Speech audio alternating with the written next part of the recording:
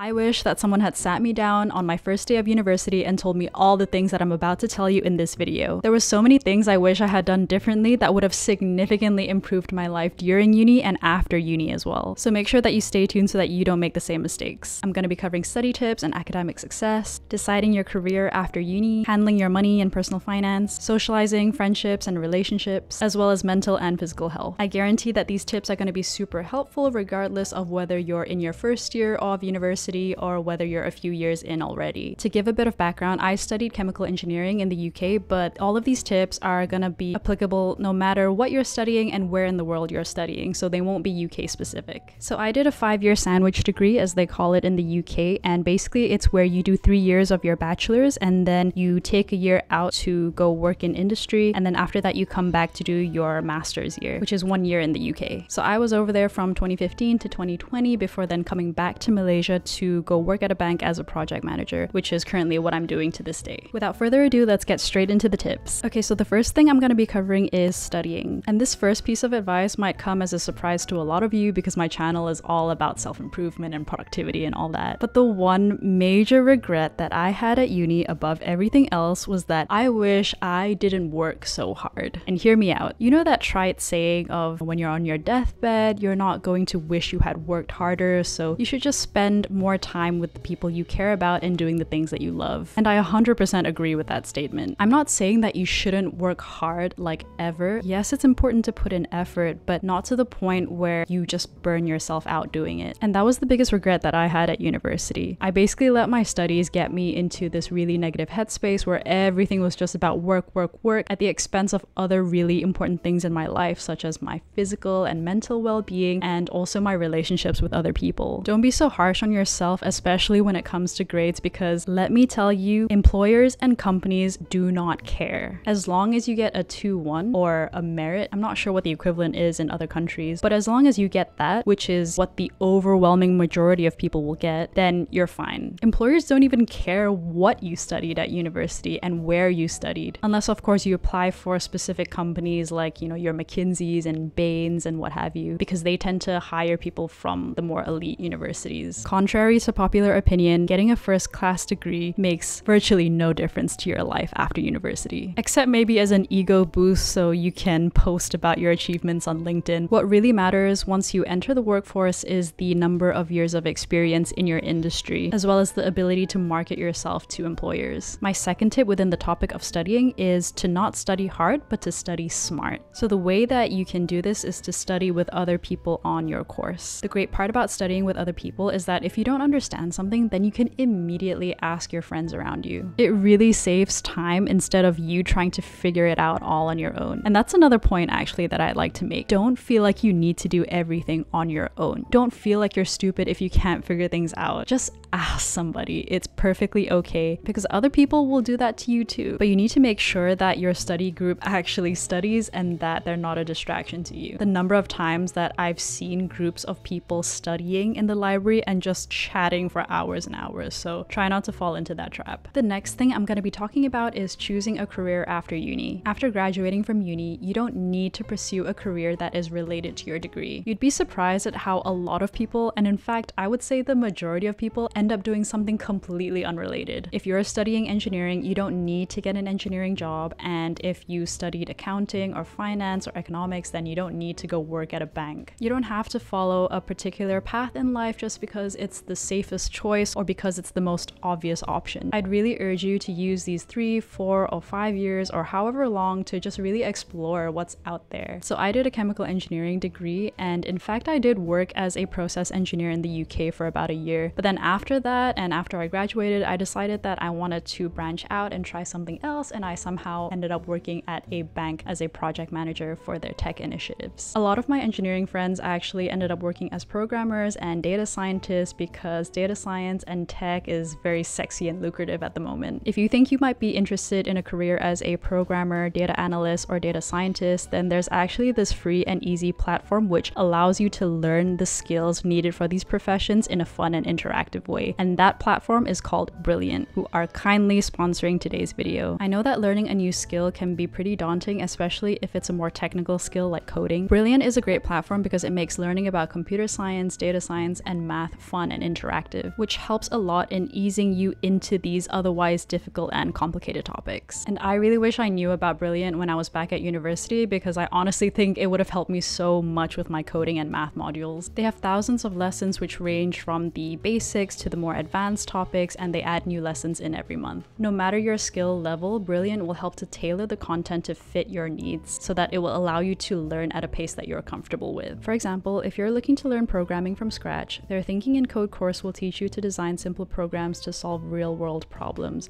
for as little as 5 to 20 minutes of interactive lessons a day. To get everything that Brilliant has to offer for free for 30 days, you can go check out the link in the description below, or you can go to brilliant.org/tikagafar, and this will help to get the first 200 of you 20% off your premium annual subscription. So whether you're looking to build the skills needed for your dream job, or whether you just want an additional resource to help you with your studies, then Brilliant is a great option that you can consider. The next topic is on personal finance and handling your money. My biggest tip here is to not wait to learn about personal finance. Your uni years aren't just for studying and getting good grades, it's also to develop yourself holistically as a person. And that means learning about how to manage your money as well. So that includes learning how to save and budget and how to invest. And the important thing about investing is that time is your greatest asset. So in order to get the most out of your investments, you should be starting as soon as possible. Knowing how to manage your money is such an important skill, and you shouldn't wait until your first paycheck after university to start learning about it. That was something that I did, and I deeply regret it. If you guys are interested in personal finance and managing your money, then I do plan on releasing videos on these topics in the near future, so do stick around and do subscribe to the channel to check those out. Okay, so the next topic I want to cover is about making friends and socializing at uni. In my opinion, uni is the time to make friends and meaningful connections. I've met some of the best people at uni, and I'd consider some of these people lifelong friends. No matter where you're studying, but I would say especially in very popular destinations like Australia, UK, or the US, you're gonna end up meeting people from all over the world. So really take the opportunity to mingle with people, because when else would you meet someone from Guatemala or South Korea or Taiwan or wherever it is? I grew up in Malaysia, and when I went to uni, I met a bunch of other Malaysians there too. And what I noticed was that the Malaysians would just tend to stick together. And this doesn't just apply to Malaysians, it applies to every other ethnic group as well. There's this real temptation to stick to what you know, especially if you're in a new country and you just want that support from people who get you, who have the same background as you. When people get your cultural context, it feels like a safe and supportive space that you can always go back to. But I'd urge you to really try and break out of that safety. And I'm not saying that you should completely avoid people from your home country. What I'm saying is that you should have the best of both worlds. So what I tried to do was to keep in touch with my Malaysian friends and hang out with them, but also I made an effort to branch out and talk to other people from different countries and make friends with people of different backgrounds. And I do not regret that one bit, because now that I've graduated, I've got friends all over the world, based in the UK, France, Switzerland, Hong Kong, Australia, Japan, you name it. If I ever wanted to travel to these places, then I know that I can hit up at least 1 or 2 friends to take me around and have a good time with. Having a global network of friendship, especially in today's world, is super